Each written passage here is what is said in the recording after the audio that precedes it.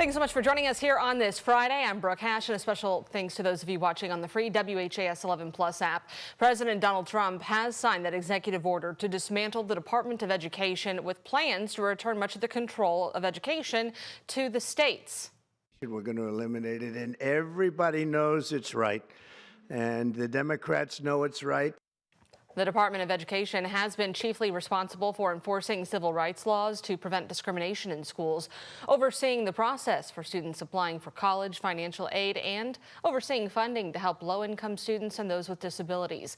The Trump administration said it will preserve the department's responsibilities for low-income schools, Pell Grants, and money for children with disabilities. Well, the order has left educators wondering where federal funding for schools will come from. A superintendent from rural Trimble County says 21% of funding for his district comes from the federal government. That's a sum of money he says is necessary for student programs. Our Alexander Goldberg takes us to Trimble County to hear about those potential impacts.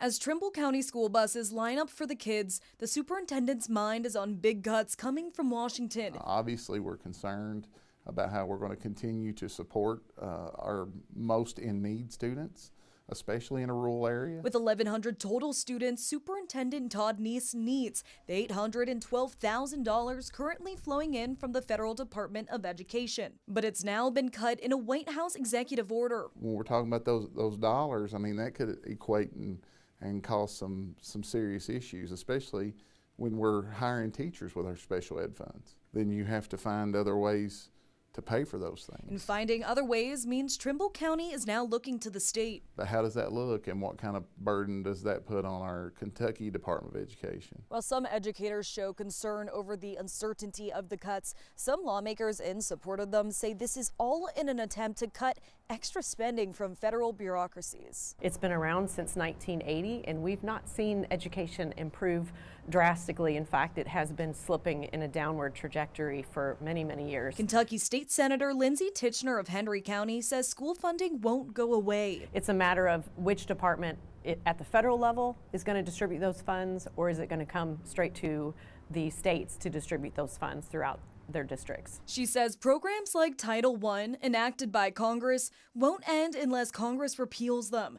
But her bottom line is power to the states is power most effective. I think it might better serve our rural counties when we start to look at the funding mechanism being moved down to the state level, because the state will understand their needs more than the federal government will. As unknowns remain for now, we're just eliminating departments. We don't have a plan. America's educators are waiting for the lesson plan. In Trimble County, Alexander Goldberg, WHAS11 on your side. Senator Titchener says completely eliminating the Department of Education would require congressional approval. Goodwill Industries is now an education-first employer through Kentucky Community and Technical College. During a news conference at Goodwill Opportunity Center in West Louisville today, Goodwill joined a network of over 60 companies across the state that offer Kentuckians the chance to earn a stable wage while pursuing an education through KCTC. Goodwill executives were joined by Lieutenant Governor Jacqueline Coleman and Louisville Mayor Craig Greenberg during today's signing. A chilly start to your Friday and into the weekend, but at least we are seeing some sunshine out there, Mallory. Yeah, sunshine really makes all the difference. So wrapping up the week on a pretty nice note as we take a live look outside from our First Savings Bank U of L health camera over in Jeffersonville overlooking the downtown skyline there. Just a few high clouds that are filtering in.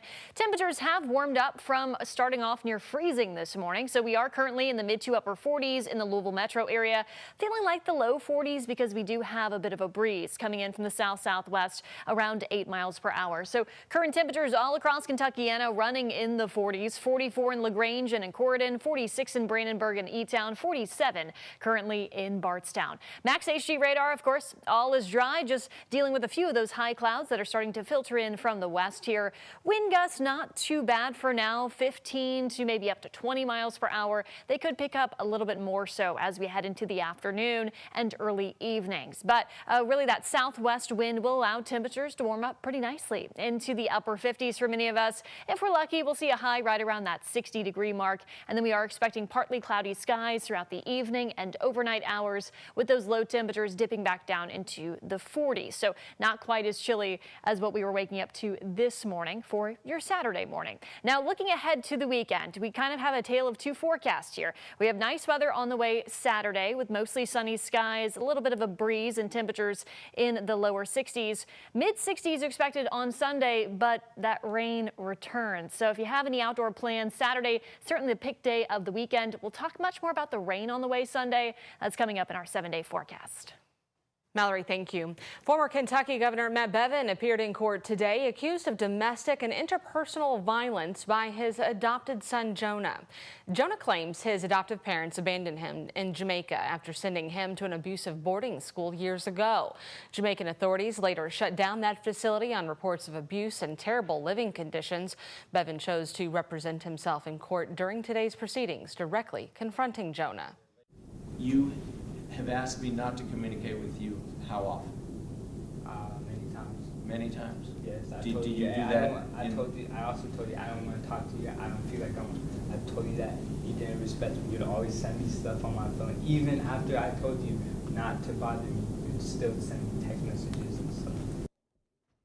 Now, no decision in that protective order that Jonah Bevin was seeking against both of his parents was made today. Court picks back up on Tuesday afternoon next week, and several of Jonah's family members are expected to testify as witnesses.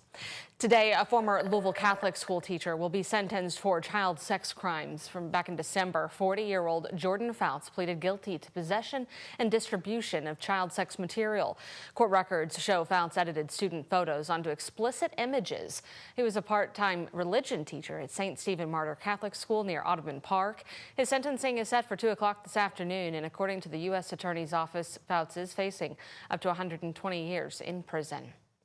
Well, Nelson County's top 2 law enforcement officers say they are not guilty. Sheriff Raymond Pineroa and Chief Deputy Brandon Bryan appeared in court Thursday. The pair entered not guilty pleas of charges to misconduct, abuse of public trust, and theft by deception.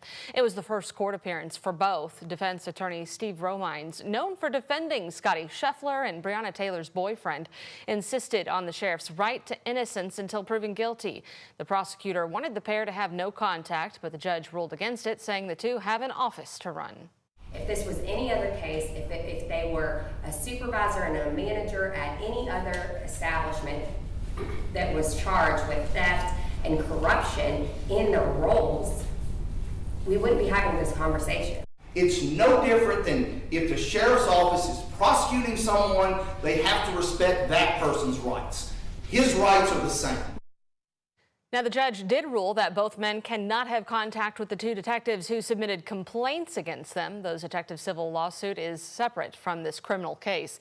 The criminal trial is scheduled for October 27th. Another delay in Louisville's consent decree saga. New court documents show the U.S. Department of Justice asked for another extension to file materials related to the case. The decree was finalized after the Department of Justice uncovered civil rights violations following the shooting of Breonna Taylor. A U.S. district judge wants additional information before approving that agreement. The DOJ also said it needs more time to consider questions the court directed to parties to answer. The new response deadline, April 21st. Tomorrow, the community will come together to celebrate the life of former Louisville basketball star and billionaire Junior Bridgman, who died on March 11th. Now, this will be a public service. It'll be an opportunity for friends, colleagues, and admirers to come together in remembrance of Bridgman and the impact he had on our community.